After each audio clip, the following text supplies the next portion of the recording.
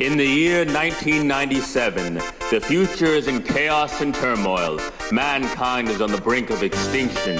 Brave survivors band together and build a time displacement apparatus to receive a signal from a parallel future. This transmission is the Wundercast.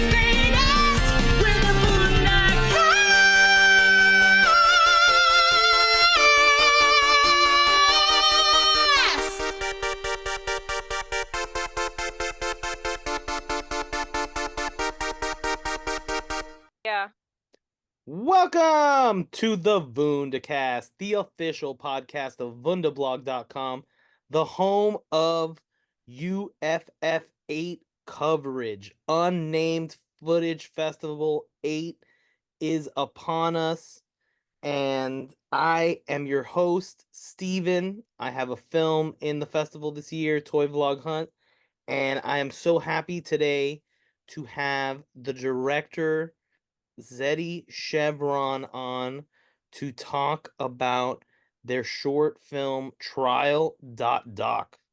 How are you doing, Zeddy? I'm great. Thanks so much for having me. What a pleasure to have you today. This is so exciting. I haven't seen all of the films in the film festival, but of the ones that I have seen, this one really took my breath away. And I had to, I really had to take a double take to my wife Danny, and I was like, shit, this is my film is, a comedy horror, and your film is very much like a therapy horror movie. So let's Yeah. how do you feel about getting selected for Unnamed Footage Festival? It's fantastic. I'm over the moon about it. I was recommended to look into UFF this last year because my good friend and uh collaborator Evan Churchill, he had his film Beholder in last year's UFF, and he came down. He flew down to San Francisco because we're from up in Canada, and he had such a great time. And he came back and told us all these stories, and was talking about all the films he'd seen. And I had just finished main production on Trial.doc, and when he saw the first draft edit, he was like, "You have to finish this and show it to these guys. Like they're gonna be down for it. This is like the film for this festival." And so he really showed me the path there, and kind of kept the spirit alive. And so by the time I finished the full editing and I sent it off, I was like, hopefully he knows them, as well as he seemed kind of uh, uh impassioned with. And yeah, it worked out. I was honestly, I feel like every acceptance I get, even at this point, I've had a few shorts, and they've been in a few mostly indie festivals, but here and there, I think UFF is probably the biggest festival I've gotten into so far. But every acceptance I get is it's always a surprise. It's like I'm always shocked every time. So yeah, this is just great. I'm so excited. And this is the first time I've ever been, I'm coming down to San Francisco tomorrow. We're gonna be taking the flight, and I'm so excited to get to be in this space and be with the people and talk about all these films and see all these films, and to be, a part of it, to be involved. That means, yeah, it just means a lot. I'm so jealous. I wish I could make it, but You're unfortunately, not gonna be there. no, the timing is too short. That's why I'm doing all this virtual enjoyment. So this is Oh, my that, my IV, so I don't commit yeah, your heresy on myself. lifeline. That makes sense. Yeah. Oh my gosh, we'll miss you. We'll miss you. I would have loved to see you. Let's take a look at the schedule of what's on your schedule Mm, over at the Unnamed Footage Festival website. the website's so cool. We have this beautiful calendar. Oofy's in the corner, waving his hand menacingly at us, beckoning us to come and watch these sweet found footage movies. And here we go. On Friday, the 28th, Trial.doc is screening with What I Remember at the Balboa Theater at 3:05. That Mm. is the place to be. Are you bringing any like merch or anything? Like, some Yeah, yeah, yes, yeah. I think that, technically, we are bringing a couple of Evan. He's coming with me, and he has made some hard copy DVD ooh, dual videos of Trial.doc and Beholder, his short, and the short he did with Tom Pardo, who is his collaborator on that. And so we're having, it's not really merch. We're not, we don't have a table. We're not like selling them that way, but we're bringing them. We have, I think, about 12 copies. So, we're, Trial.doc will be on the big screen. Let's take a look at the trailer.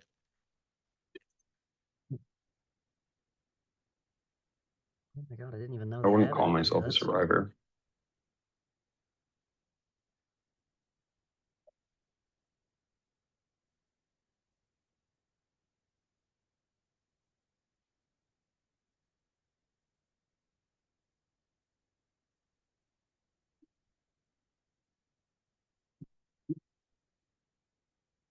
I didn't survive that incident.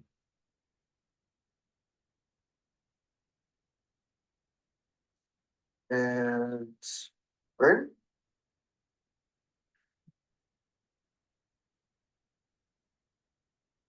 Whoa, no, I don't want to see Fluffy Goes to India. Are you sure? Might be fun. That Could be was the great. trailer. I'm sure it's very fun. Uh, that was the trail for Trial.doc, March 28th at 3:05. You can watch it with What I Remember. Zeddy will be there. If they get through customs, they will be there. Yeah, we're, Um, we're we're giving it our best shot. so you're a Canadian? Yeah, I'm a Canadian. Yeah, I'm from Toronto. Congratulations on your good fortune. Um, Thank you. I appreciate it. I really do. I really do. I have a lot of friends in the States. I come and visit the States every year at least once, and so, I know the differences between our two countries, and I do feel very lucky to be where I am. how did you find your way into filmmaking? What gave you the bug? That's a good question. Well, I have a background in visual art. I was an illustrator and a graphic designer for a long number of years. And I was an actor. Acting was really, really big, and I'm still an actor. I mean, I'm in Trial.doc. I'm in my own movie. But I'm also in other people's films. And so I was into acting, and I had done a lot of theater, and I had done live music. I was in a band and stuff like that. Um, and I ended up, yeah, running into an old high school acquaintance who was making a feature film, and he really liked my vibe, and he wrote a character for it, and I ended up on day one of shooting that film, breaking 4 bones in my feet. Whoa. Um, and so that, ended that, uh, moment. But I had just loved that one day so much. I loved that one day of being on the set What were and you being doing with in these. this movie? Were you fighting orcs like Viggo Mortensen or in Lord of the Rings? I Like, mean, how do you the break a bone? tragedy is that they didn't even catch it on camera.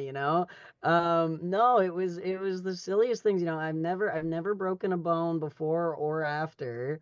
Um, my character was just very excitable, had a lot of energy, and would be like running around and jumping off stuff and crawling up walls and shit, and that's what I was kind of doing. And in between takes, the director would kind of like, he would, we would be joking around and we'd point at stuff and maybe try jumping off that and have fun, right? Like it was just everybody had a lot of energy and we were just feeling really good. And I just we were in this park and I ran down this pathway and there was one of these, it wasn't even a fence. It was like 3 feet tall. It wasn't like I climbed anything. It was a little barrier to stop cars from going into the lane, I guess. And I jumped over it and I landed wrong. Like it wasn't the height, it wasn't anything. It was just my foot hit the pavement in a way that it wasn't supposed to. And then So what did this four teach you about your bones. character? Well, the character got rewritten so somebody else could play No! them. Yeah. No! Yeah, it was kind of integral. They had written all these scenes, about a lot of moving and a lot of running, and that was like a part of the so they sat for 2 days on it and they tried to rewrite it to fit me in there, but I was on crutches and they were like, This we is a missed can't. opportunity. You were obviously just method acting, and they should have I was really in it. I was really in followed through. it. But it was a great film. I got to see it when it came out a couple of years later, and it was awesome. They called me back for some bit parts in it, as because we had a good relationship. We were buddies. And they had me do some art for the film. I met because at the time I was an illustrator graphic designer, so the DVD box or the Blu-ray box case is my art. Like I did the poster for it. They Cool. got me involved in all of these other ways to So you kind of still had make a up for it. It was really presence. kind. Yeah, it was really nice. There was no hard feelings there at all, and they got me on other projects later. Like it was very much a kind of like a tragedy that nobody could really do anything about.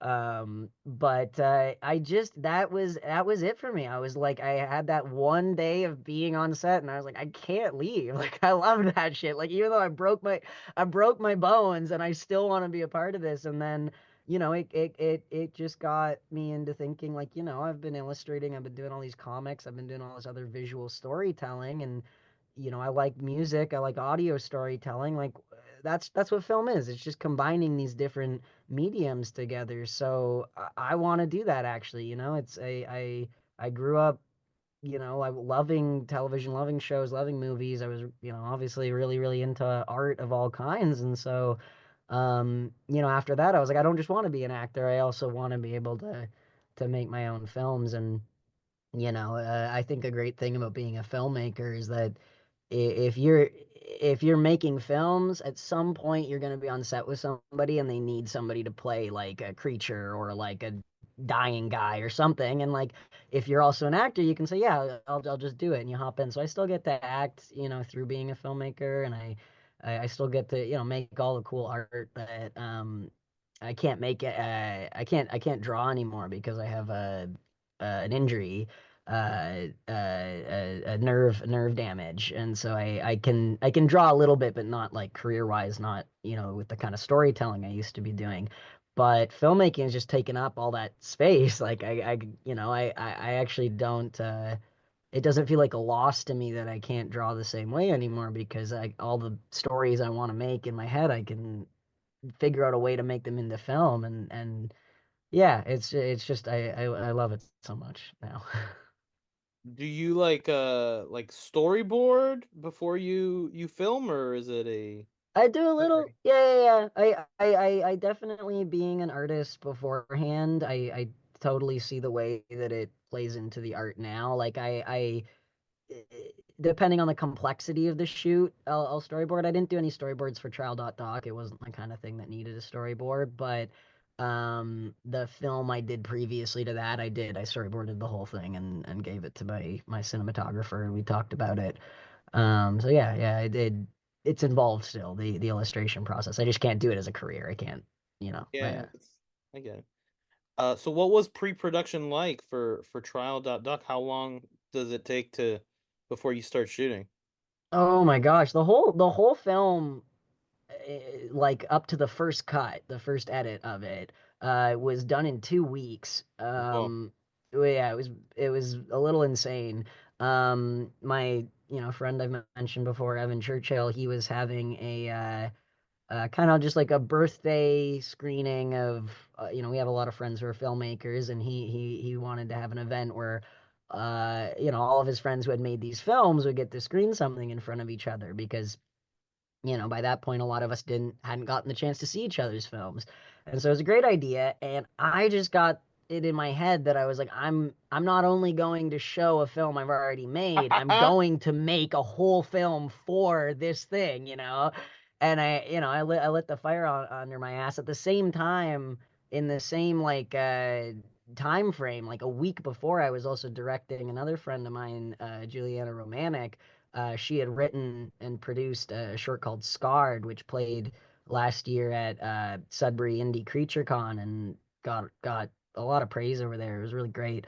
And I got to direct that, which was great. But it was like I directed hers and then immediately went into pre-production for Trial.doc like in the same week. And it was great. I mean, I'm not gonna lie, like the making of this film, the production itself was one of the highlights. Like, it was so much fun. I had such a good, like, really, really, really good group of people, good crew, people who were really they got on my level. They were excited about working with me on something, especially that I had to be a little bit, I don't want to say cagey, but I didn't this wasn't the type of film, because of the nature of its content. I didn't want to have everybody really be kind of like simmering in the content of it in the weeks leading up to the production, because that's kind of a lot.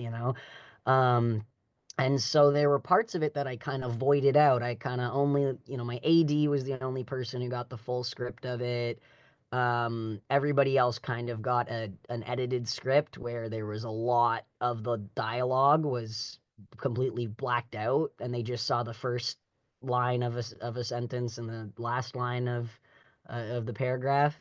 I let people know what the content was about. I didn't want to have people working on something that they didn't know. I mean, that was in the crew call. I let them know all about that.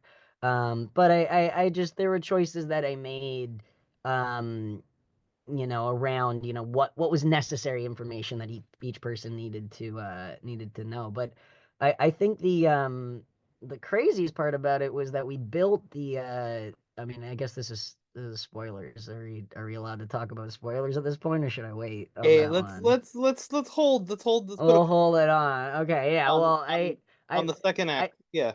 yeah, in the second, I'll just say I built something about for the film in my room, and I built it the day and the night before the shoot. Wow. My props guy. Oh my gosh, what's Luke Peters, incredible props fellow in Toronto, and he's also a director in his own right. And he came on and helped me with some of the ways the functioning of the thing we were building, and it assisted me. I wouldn't have finished it without him, really, especially in time for the shoot. But just the way that the timeline rolled up, it was literally the day before I built this thing.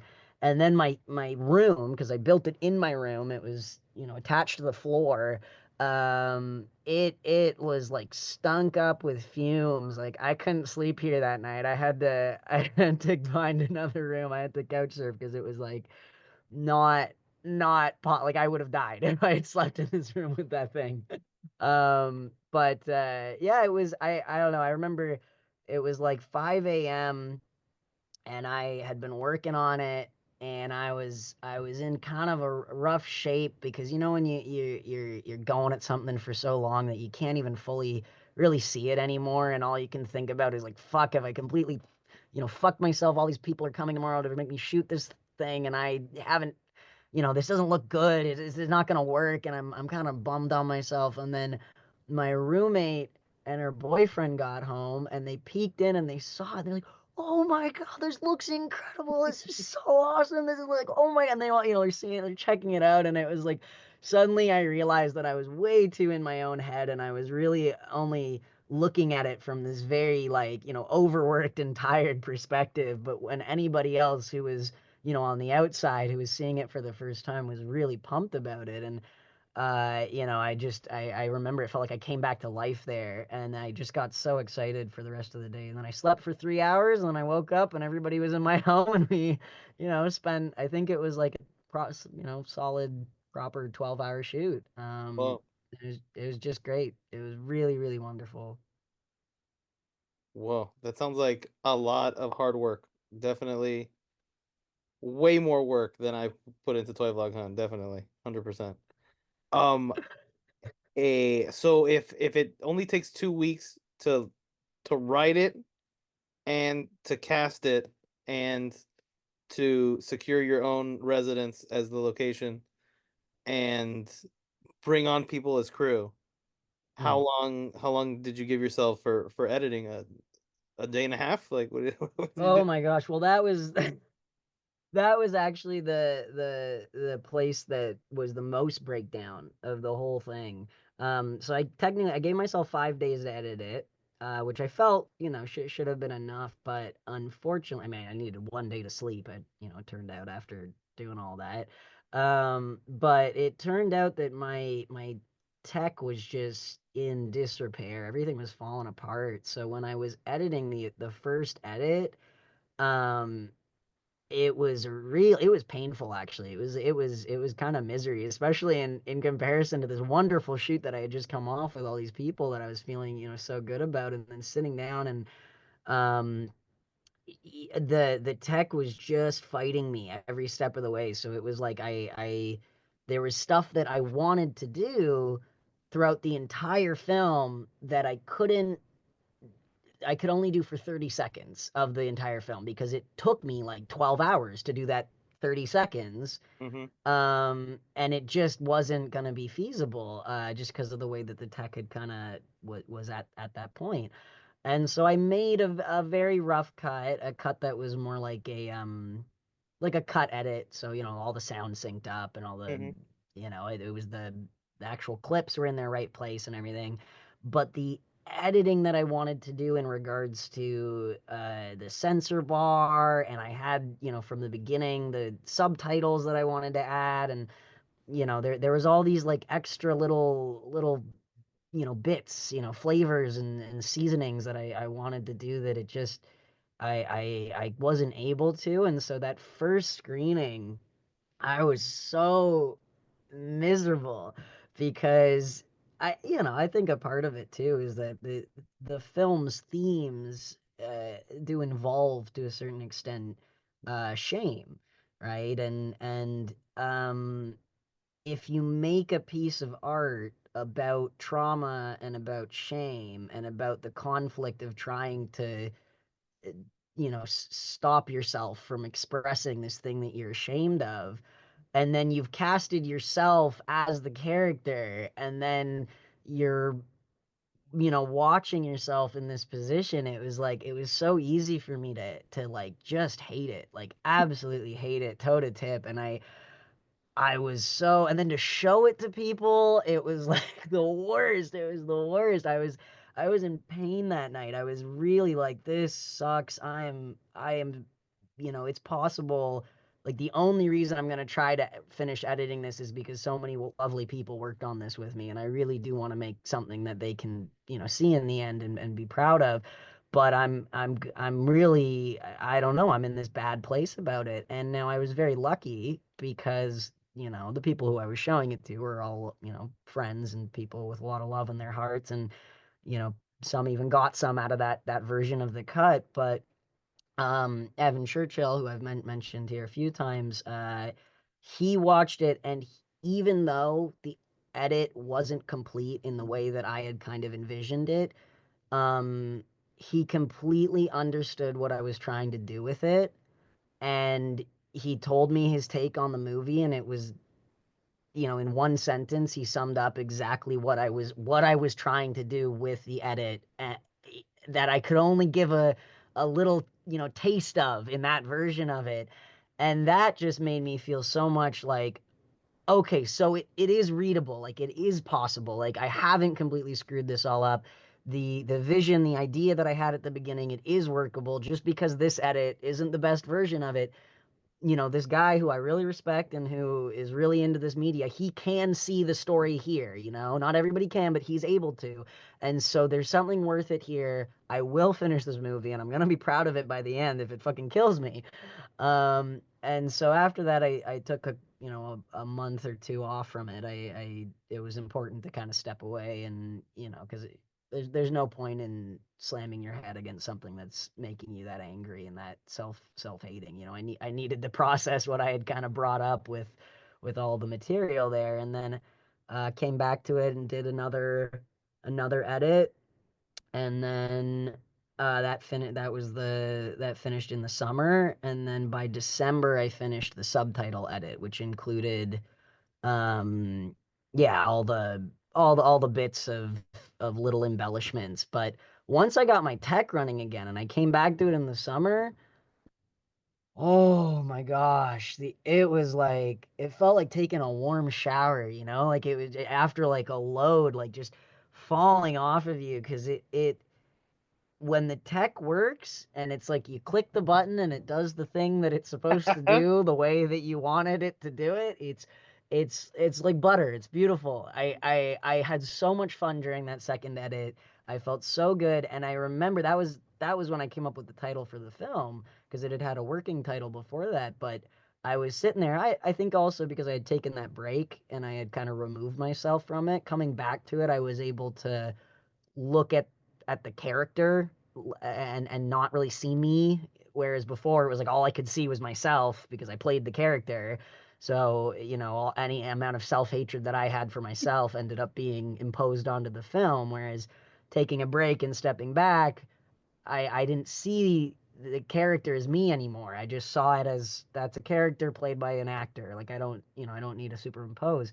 I was partway through editing it, that second edit, at like 2 a.m. or something, and I just mumbled to myself. I was like, wow, what a trial this whole thing has been. Like, I really, every step of it, it's like I've made a little trial for myself. And I was like, that's the name of the movie, that's it. I was like, trial, but like, and then it just hit. I was like, Trial.doc. There's something kind of like, I don't know. I really like the mouth sound of it, to say it that way. Trial.doc. There's this little hop at the end, and it felt like it suited the whole thing, and it suited the found footage genre, and it made sense in the film as well, So yeah, the editing was its own component to the whole thing, but it was an adventure. I learned a lot. The audio and the editing and the graphics all feel like they were done like microscopically. Like you went like second by second, frame by frame. Each frame is like calculated and visually designed. And I kudos to you, because it is a very, very interesting experience to go through, to watch it, and I'm excited to see the reaction that it receives in San Francisco at Unnamed Footage Festival. I really appreciate that. It's so wonderful to hear. I put a lot into it, and that means a lot. I appreciate it. When this is from a technical level question, Mm. because I also starred in my short film. Did Yes, yeah. you check like every single take on that 12-hour day, the day of? Did you watch back every take? No, no, that's never been my way when I'm directing or acting, especially not acting. I mean, but I am I was directing and acting at it, but I didn't watch every single take. What I did was I had a cinematographer, Taylor King, who I really, really trusted. I had just worked with him a couple months before on a mutual a mutual friend of ours film, and he's incredible. He's such an intuitive cinematographer, and he gets the job done, so spectacularly. Any problem that you have, it's like he thinks for a second and then he's got it, and you're smooth sailing. He's a really, really talented guy, and I knew that the crew that I was calling, on board, and that I had, were all people who I trusted very, very deeply with each of their work. I trusted the AD, DC, Doja, who she's had, you know, she's a director in her own right. She makes some really, really cool films. Her films have been on the circuit the last year, and it's, you know, she's won awards. She's really incredible. So I had this really strong crew, and I think as a director, ultimately, if you're working with people, you know, it should be people who you trust, and you should let them do their job ultimately, you know? And so, when it came to those takes, you know, there were points where it was like, oh, can I just double check that one section? Or, you know, did we, you know, I might check the first frame and the final frame, or, oh, can I just see that one moment, you know, just where that shift happened? Can I take a look at that? But besides that, I wasn't rewatching the takes because basically the dialogue that's in the film is the dialogue I wrote. It's you know, I memorized it um almost exactly. And so DC as the AD was checking to make sure that we were getting all of the dialogue that was in there. And we did a couple of takes of every section to make sure, you know, for myself that there was some variation in kind of how I was you know, acting and performing the different moments and being. Um, and so for the most part, it was really like, oh, can I just see that one moment in that one take, and then let me see it again in the second take, but not, okay, show me the whole take and we're going through it, right? That wasn't yeah, it just didn't seem. For one, it takes a lot of time. It takes double the time, right? Can't do it that way.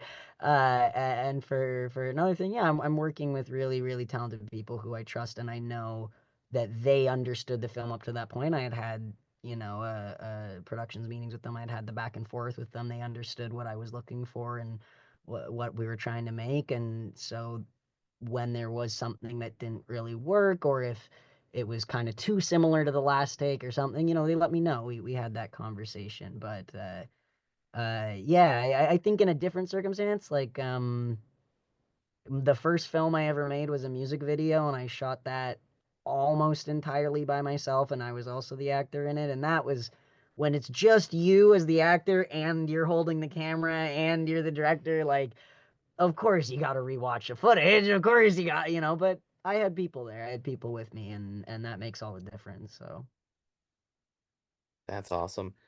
Did was there any other movies that like already existed that you could point to that you would be like, this is like the vibe, or this is like sort of the style, or like where, like, you know, I don't know mm. like, I know what concoction of things lead someone to making a toy vlogs hunt, but I don't, you know, I don't understand what film diet I get to make a Trial.doc. Yeah, I mean, that's a really, really good question. If you can give me a minute just to think on it. Maybe it's the comic book background and all that the visual arts, you know, because at times the movie does feel like it could be like I could see it as like an art piece in a museum where like the movie's Mm. playing, and then, you know, your third act big prop is there, and like, you know, things are happening, and, you know, the different things in different rooms. Like I could see that sort of exhibit existing. Yeah, that's actually a good like, yeah, a good take to bring up, because I think that for myself, I'm really drawn to fantasy realism. Like, it's just the way that I see the world already naturally. And so integrating it into film, you know, I mentioned before, I have a theater background, and so I love practicals, I love puppets, I love models, I love, yeah, doing you know, getting gooey with it in the physical.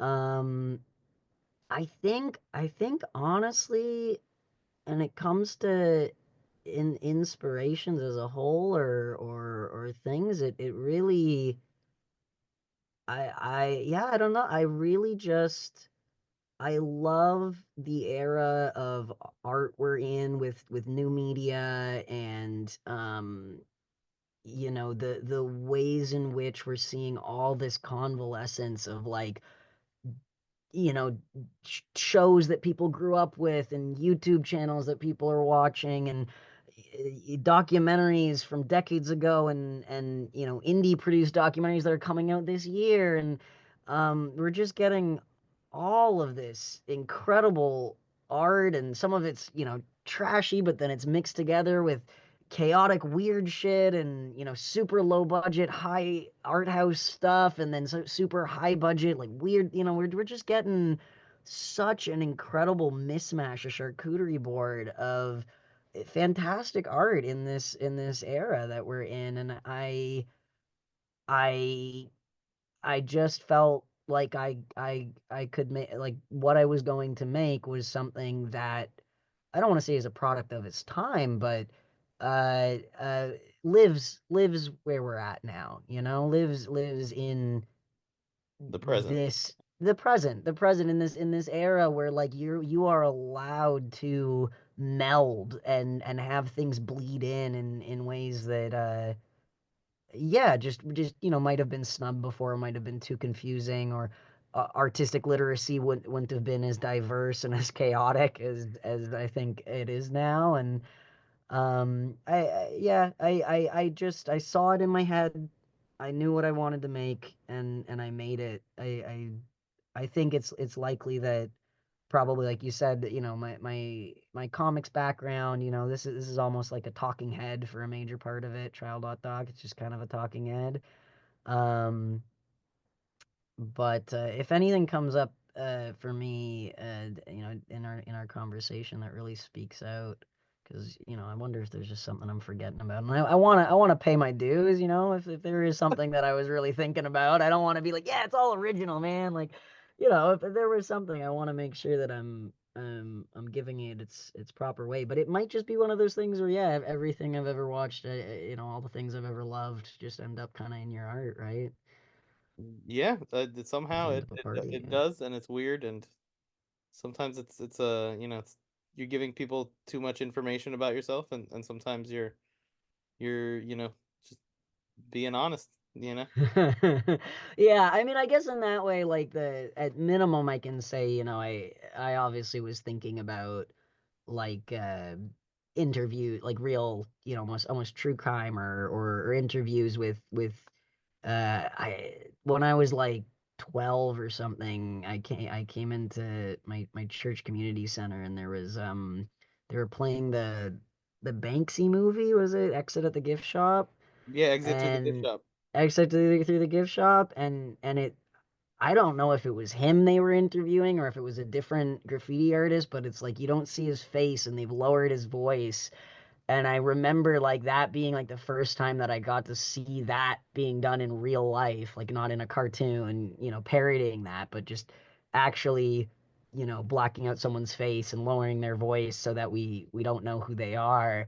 And that definitely flashed into my mind while I was conceiving of Trial.doc, you know, and just that Mhm. idea. That's a chromosome we've identified, definitely. Yeah, we found one. We found one. Maybe Yeah. That's yeah. awesome. I was actually just on a trip to England, and I was like so blown Mm. away when I left the museum, and I literally had to exit through the gift shop, and I'm like, okay, that's why he said it, because they Yeah. turned every museum into this, you know, Disneyland-esque structure. Yeah, yeah, that's totally true. I mean, even here in Toronto, we have the AGO, the Art Gallery of Ontario, and it's you will exit through the gift shop, and I think about it every time. It's true. So I didn't even watch that entire movie, but it left obviously some kind of impression upon me. Okay, let's get into some spoilers. Mm. Spoilers, spoilers. These are the spoilers. Spoilers. You've been given your chance. Get out while you can. So, the third act of the movie takes a body horror twist with your character creating a metaphorical, you know, organic Frankenstein, if you will. Mm. Um, that, you know, you told us you created in less than 24 hours. That is like mind-boggling to me that you had like such an awesome like hero prop of your movie, and that it, it came together, that quickly, and it looked like it was, working and doing the things it's supposed to do. It like, gave the illusion of, organicness. Um, what inspired you in the writing to take it into that body horror physical, you know, visual place for the third act? Hmm. Well, I mean, yeah, really, really good question. There's a couple of things, and maybe this will be a good answer a bit to the previous question that I was struggling with. I think my favorite genre of film is the new French extremity movement from the 2000s, and we see its impact and responses to it. I think now with this kind of movement of trauma horror and this kind of new wave of art house horror and A24 and Ari Aster and just these kind of unflinching looks at true horror and gore and the kind of monstrosity.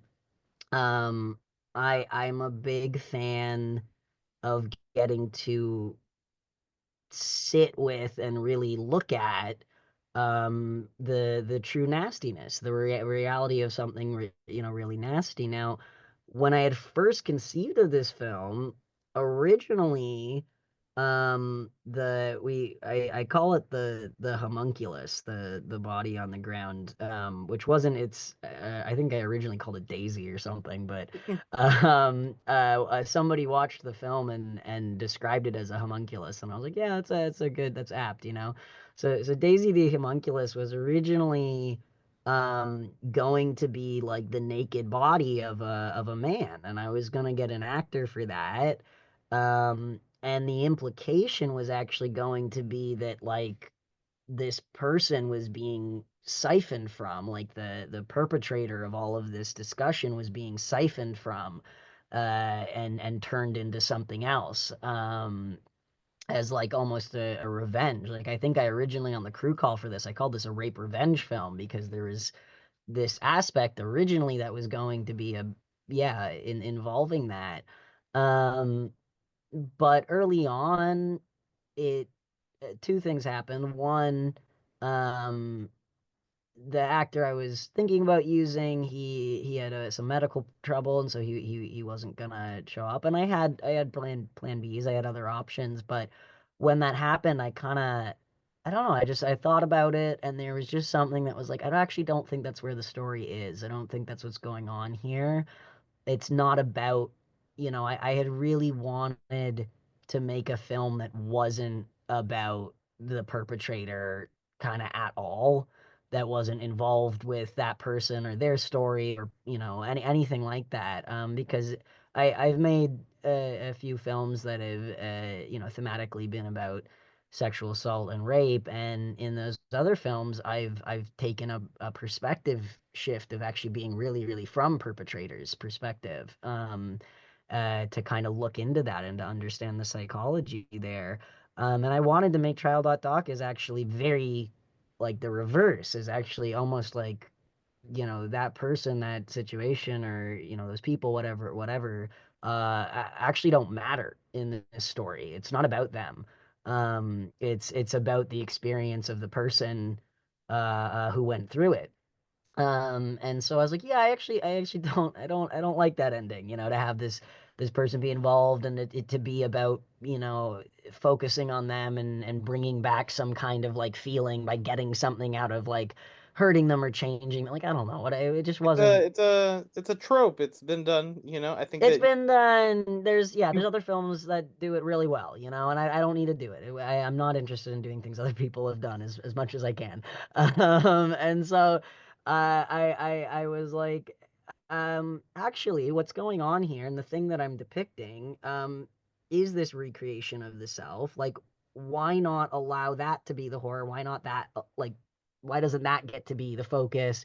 And why not this image of a person, having this growth and this change happening to them, and the pumping and the weird, it's gory, it's fleshy. Why not let that be actually this recreation, of the self? Because something that I think is a hard thing to bring in, but important when we talk about healing from trauma. Healing isn't always pretty. Sometimes it's beautiful. Sometimes it's the most beautiful thing you'll ever experience. But sometimes, and a lot of the time, it is ugly and horrific and sucks shit and is painful, and it can be gory and like just feel inhuman. And that's sometimes part of the process. And in fact, there's a big chunk of it where that's the process. And so I wanted to actually, it was there that it was like the whole film kind of came into its fullness, into its wholeness, when that clicked together for me. And I knew, okay, that's actually what I want to create. And I had already had this idea in my mind. It's going to be fleshy, and it's going to have plants involved, and there's going to be a pumping and breathing and something like that. And so I had sketched out the design, and I brought it to my props guy, Luke Peters, fantastic, filmmaker, by the way.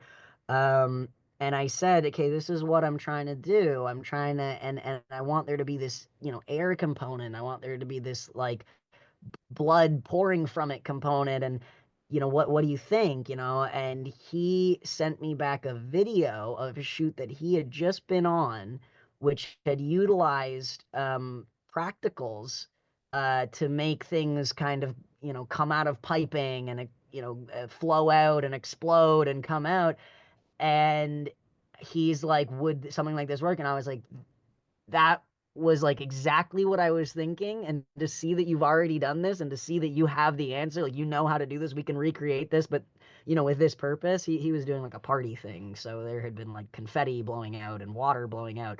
We were going to do blood and air and that kind of stuff. So that was incredible. He gave me my answer like basically immediately. And then yeah, we came in, and I got all the materials, and I ended up building the skeleton originally, and then we constructed the thing that would make it do its pumping and doing its bleeding and all that part.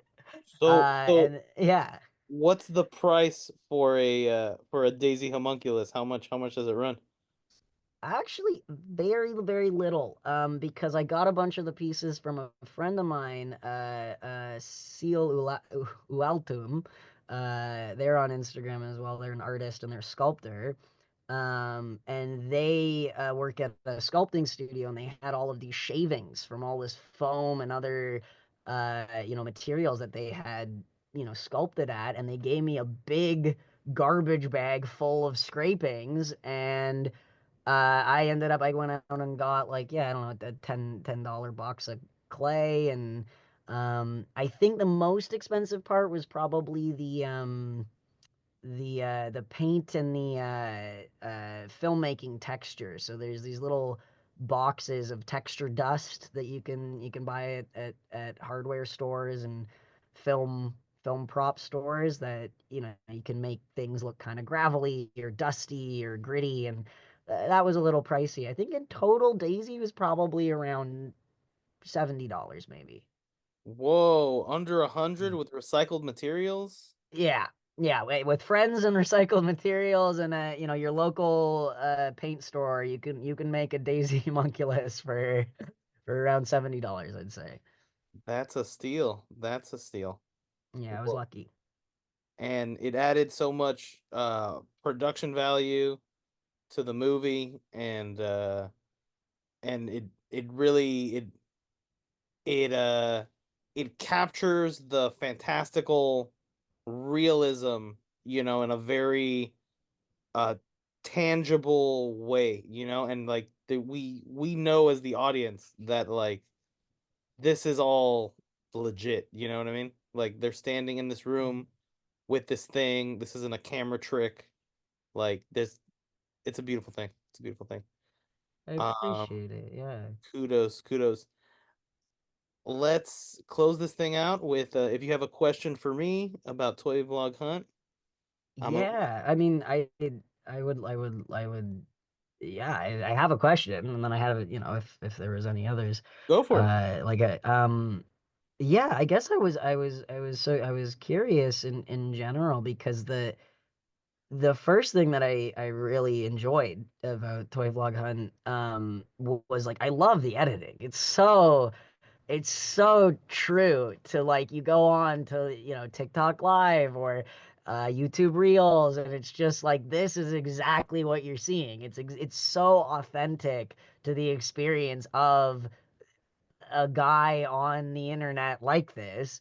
And I was wondering, like, have you done these kind of videos before? Where have you been interested in doing the toy vlogging or vlogging at all? Had you had previous experience making this sort of hyper edit, or was there a YouTuber you found who you thought like, oh, I'm gonna really replicate that style? Like, yeah, where did those kind of techniques come from?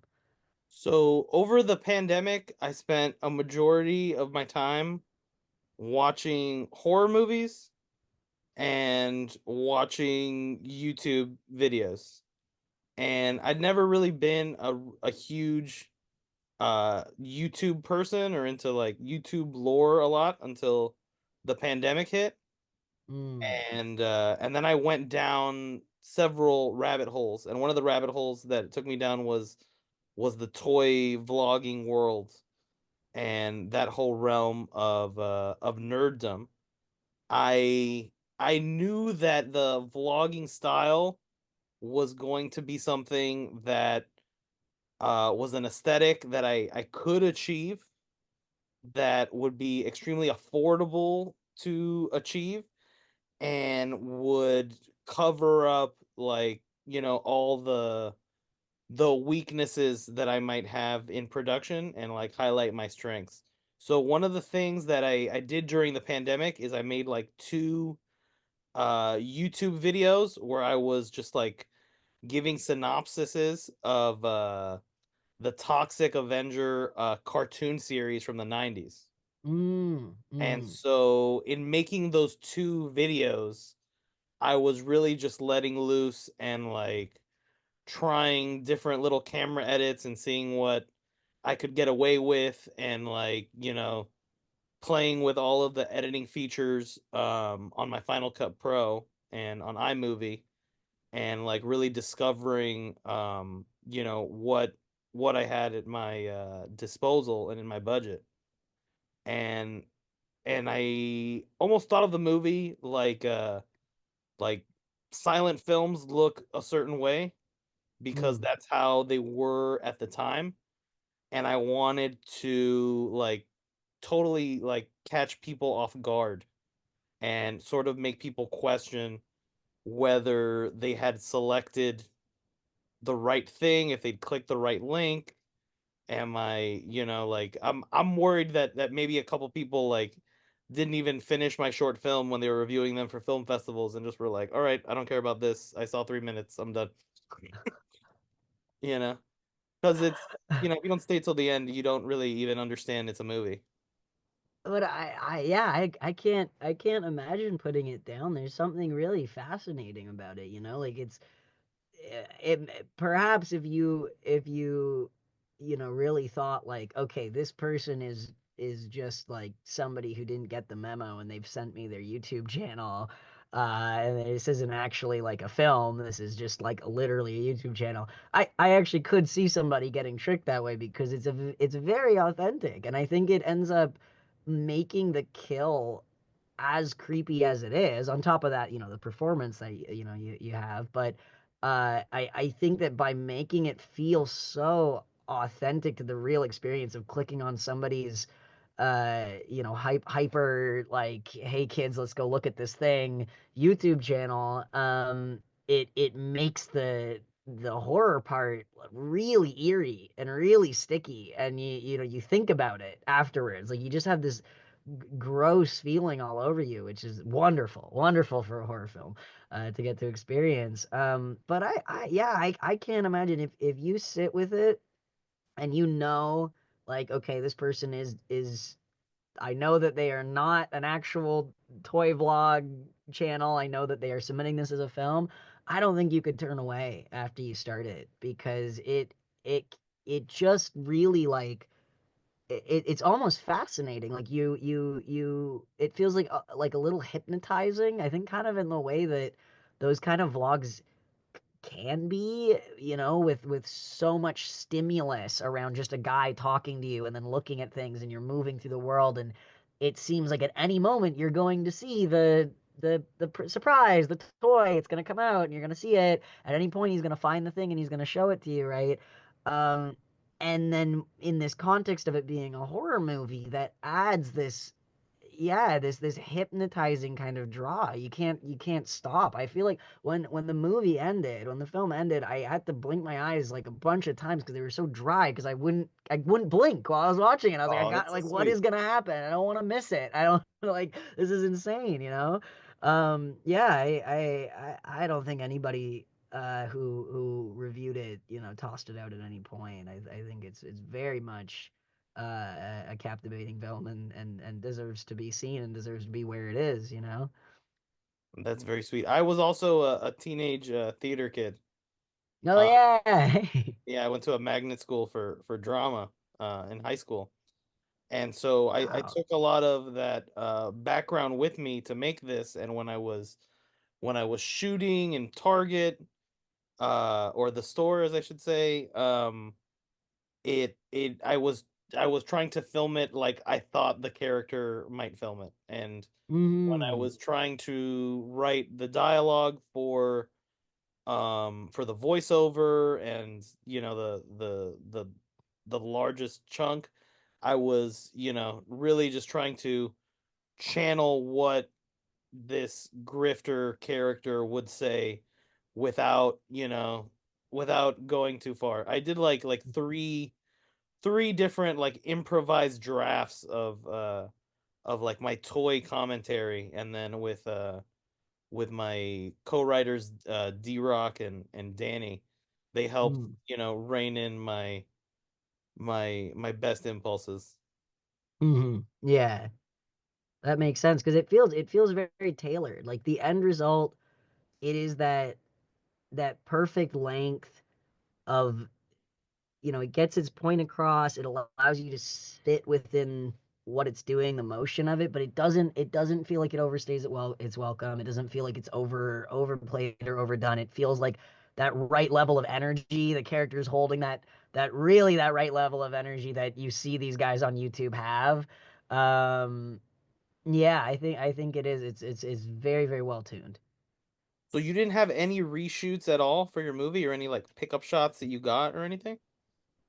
No, no, yeah, it was everything there. On the day, I had talked a little bit with Taylor King, the cinematographer, beforehand, but on the day we kind of went through it. It was like, this scene, it's a talking head for the most part, and then there's the, B-roll sections. I am one of those filmmakers where it's like, plan out everything beforehand, know exactly what you're doing, how you're gonna do it, and then on the day follow that plan until it all goes wrong, and then, figure it out then. But for the most part, I don't jump into anything kind of like just improv, unless I'm the actor and, so, the director wants me to do improv. Of course, then I'm doing it that way. But if I'm the filmmaker, it's my film. It's like, we're planning this out. We're making sure that we're getting, I've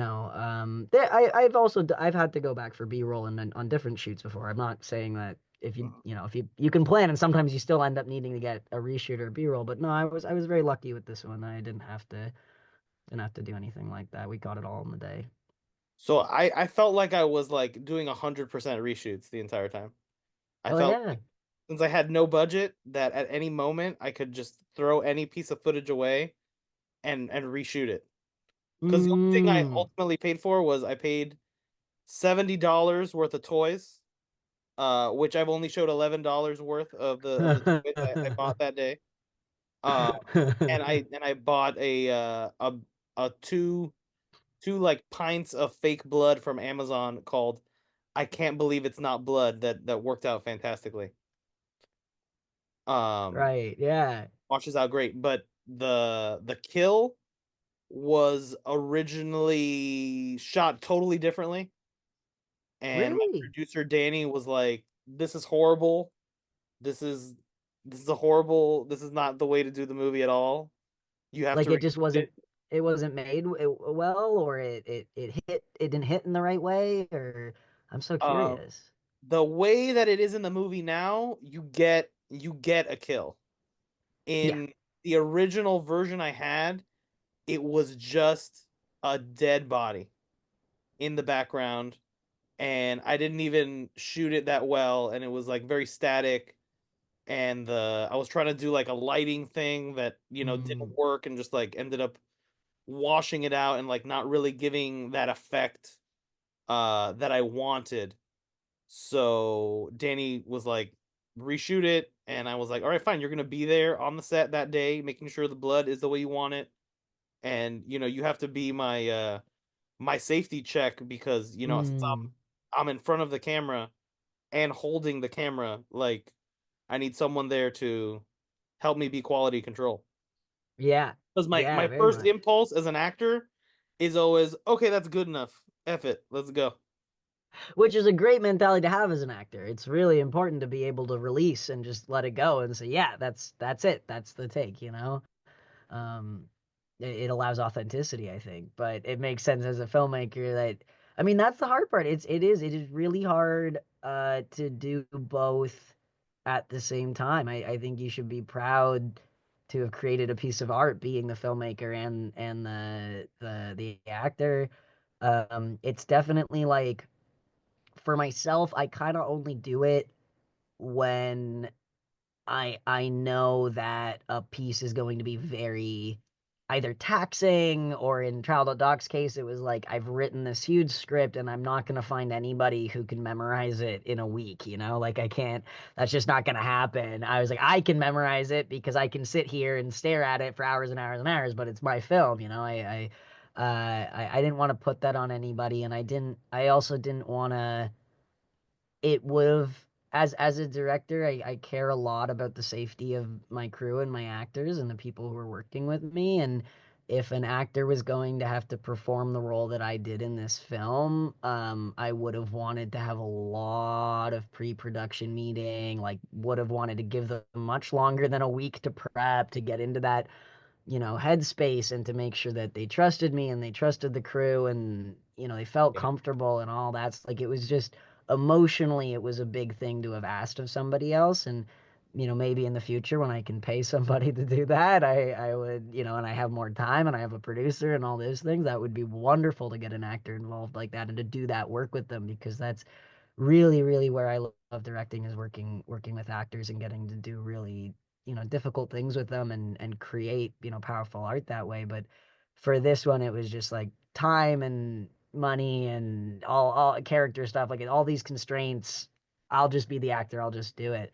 But I think with something like you made, it's so interesting because you get to be, especially hearing that you had these reshoots and you were throwing things out and throwing things at the wall and seeing what stuck and then putting it all together. Like, it ends up being like you were this clay that you got to mold. Like, you were both the sculptor and the thing that you were sculpting at the same time, and you got to play with it a lot. And it's a different style of filmmaking, but it's one that I think is so fun, and also, equally as rewarding. Like, um yeah, that sounds like it was a great shoot overall, to get to play with it so much, even having the producer come by. Was it an actor who played the body? So the actor who plays the body is the same actor who's in the store shopping, and it's also the person who produced the movie and did the score for the movie. My friend Derek. Ah, They are also non-binary. I call them the mm. they of theys on our podcast, their official title. Sweet. Nice. Uh, and so there was actually the reason I always, okay, so the Derek Derek shaved his head. Mm. Oh, shut up. I'm in the Yeah, same boat. Derek shaved their head um after I had already shot the target stuff. So I knew that if I killed them, I would have to put their head in a bag to kill them. So that I Right. hide the fact that their hair no longer matched up in the continuity at all. Mm-mm-mm. So that was both a happy thematic thing to do, and also helped, wash away the filmmaker sins. I see, yeah. Wait, hold on. There was a point to this question I was going to. What was it? I was asking about the actor who played the Oh, body, yeah. and yeah. So Derek was originally going to play the toy vlogger, and then at the very Oh, last second, they were like, "This is your movie. You know what you want. You should just play this role." And so at the last second, we flipped, which wow. which really worked out for the best. Because it Mm-mm. gave me a lot more freedom, to be able to Yeah. working on the movie whenever I wanted to. Like all the toy room sequence that was shot over months on several different days. Just like stealing moments to film and Yeah. like you had a 12-hour day. I didn't have one 12-hour day. Like the longest time period I shot at was an hour tops. Right. Well, because you were doing it for this Everything longer is period of time, but then putting it all really, together. yeah. It was very, very piecemeal. Um, Yeah, which is I think is so fun because it's almost it reminds me of creating a collage. It's like a video collage. You plucked all the pieces and and in this case you even craft, you grew all the pieces and then you kind of get to put them all together and play with them that way. But it's so funny that Derek that they recognize that okay, you know what? This seems like the type of film that'll actually be a lot better if you have the full liberty to get to take as long as you want with it and do it in these different ways and then see what works rather than having to call me up every time and get me to come out you know to do this 1 hour and then come back next week with another hour. But then that they still got to be a part of it. That's great. and I'm on screen, but I think Derek is the real MVP of this movie because the soundtrack and the sound design that Mm, they did, like I feel like, like you tell the movie, every single person who works on the movie gets a chance to tell the story of the movie. And yeah, with the sound design and with the music, the story is clear, you know? yeah, And and yeah, very much. and something that I worry about with my movie is, who is watching it and just engaging with like the pretty toys and the nostalgia bait, and Mm, who is actually interacting with like the text and the subtext mm. of, what's going on. So that's a line that we're walking. We're figuring it out. Yeah. Well, I feel like the sound like gives clues into that. Like you're right. The sound edit. I actually had assumed that you had done the sound editing because it feels so unified with the rest of the film. Like it just it's seamless, but it allows this creation of tone and shift of tone which makes us as the viewers sit with certain lines or sit with certain moments or think a little bit longer about something because of the way that it's both shot and cut and then with that those audio choices. So it works together. You make a great team. Well, one final thing I'd like to bring up, because I feel like, as far as I know, you're the only film that says the word rape in it Mm, in the film festival, as far as I know. Uh, mm. and my film, I was originally going to say, the Lego aisle has been gang raped, right? Ah, yeah, Was yeah. the original line.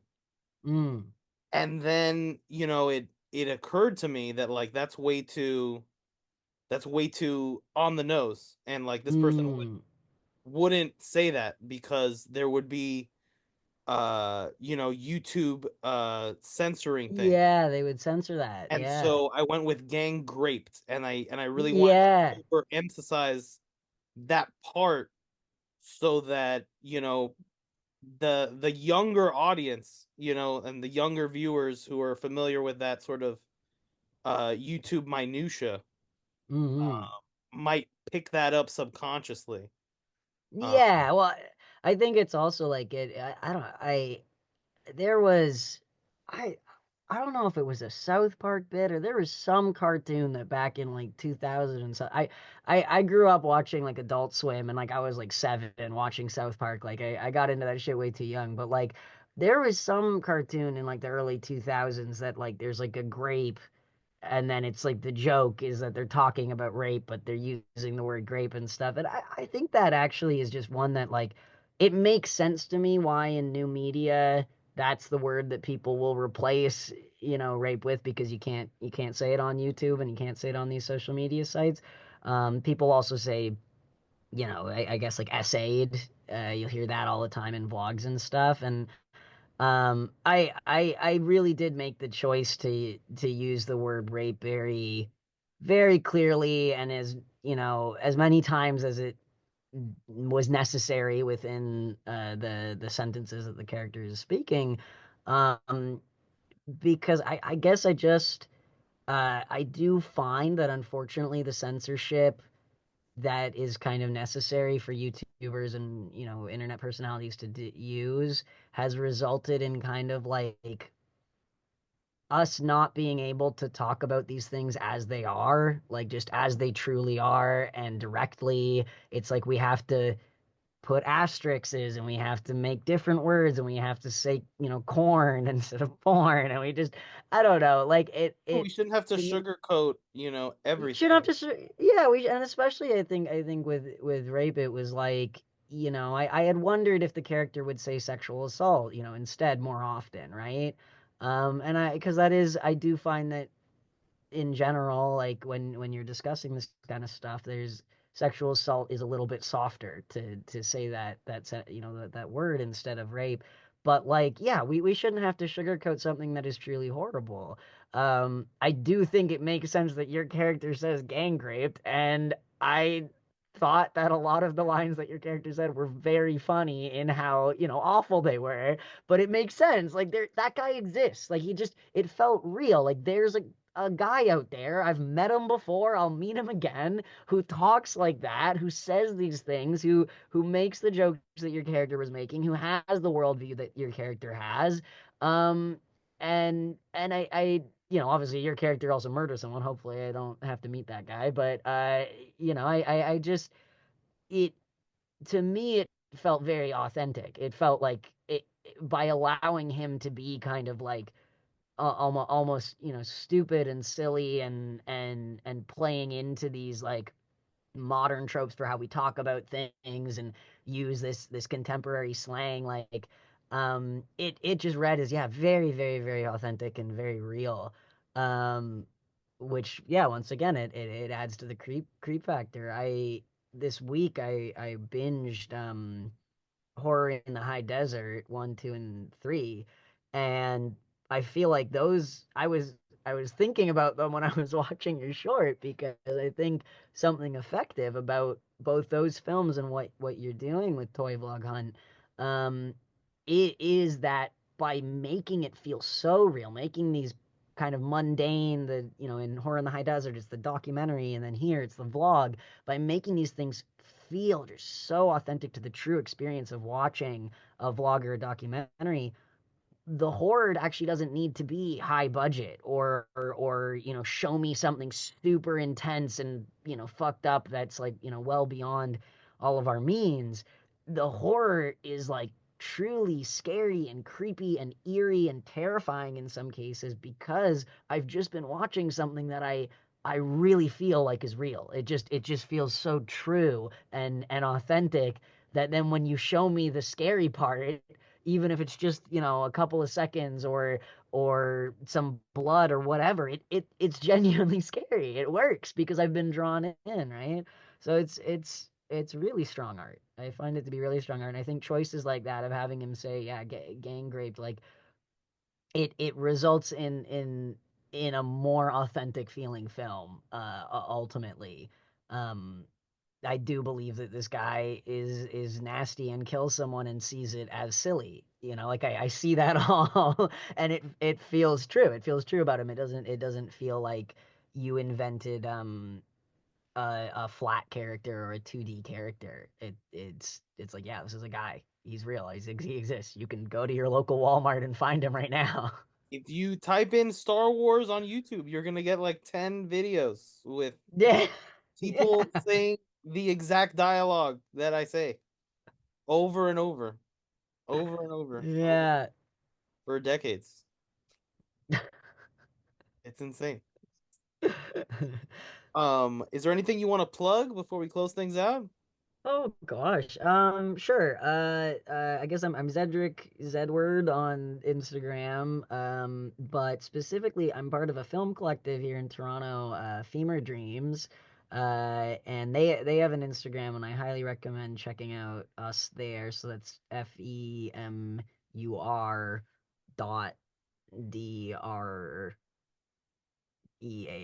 I almost forgot how to There pull will it. be a link on the blog post. Don't worry about it. Incredible.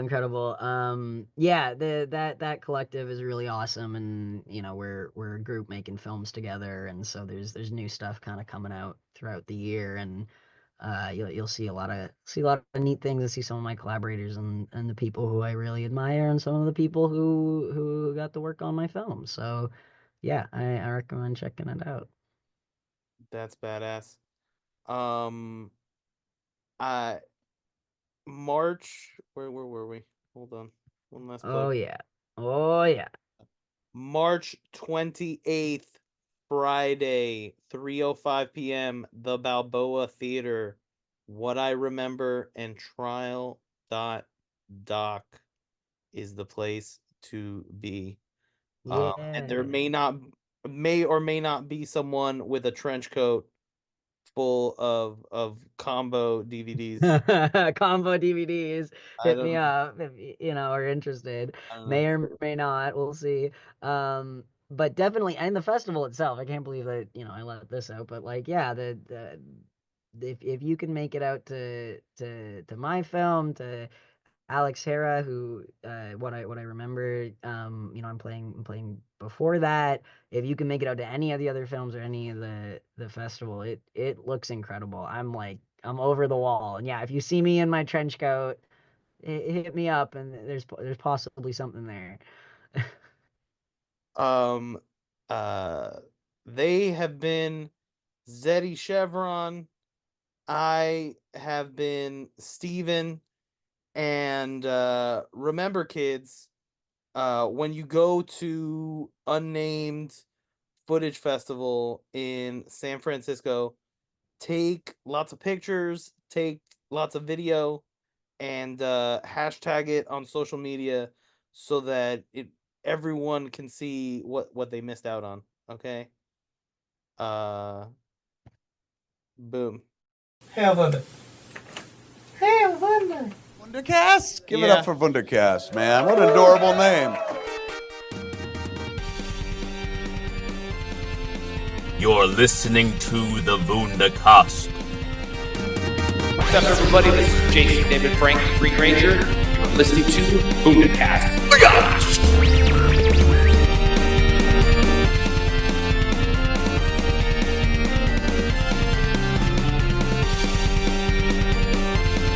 You can find it at Wundercast, and I know they love Effie. I'd like to close this out by urging everyone to go over to wunderblog.com, and you'll see on all of our recent podcasts, and once I post this up there, there will be a link to D-Rock's Patreon account for ad infinitum. Oh, why'd you start linking my Patreon exactly when I stopped updating? Oh no! Never mind! You can also... No, I'm gonna update it soon, I am. Because Halloween-a-thon's almost over. I've been busy with Halloween-a-thon, so... You Sorry, can everybody. Also support the Ringing Rocks roller rink and their GoFundMe to improve their local facility. You can check us out at Wundercast on TikTok and on Twitter. And thank you for joining us on YouTube.